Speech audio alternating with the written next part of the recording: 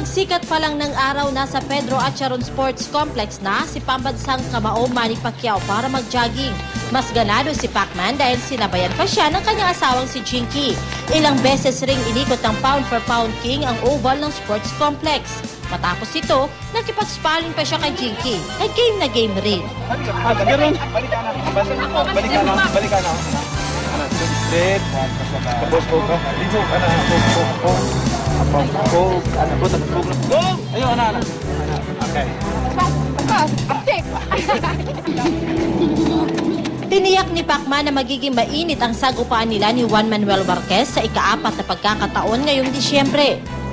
Ginagawa ko dati, ganun pa rin. Kailangan natin ng aggressiveness. Tuwang-tuwa naman ang ilang runners na nakasabay ng pambansang kamao sa pagja-jogging. Masaya siyempre kasi bihira na privilege yun and opportunity na makasama natin siya magtakbo-takbo. Sinimula na rin ni Pacman ang kanyang gym training. Magpapatuloy ang ensayo ni Manny dito sa Jedsan hanggang sa 13 ng Oktubre bago siya tumulak sa Amerika para ipagpatuloy ang kanyang training.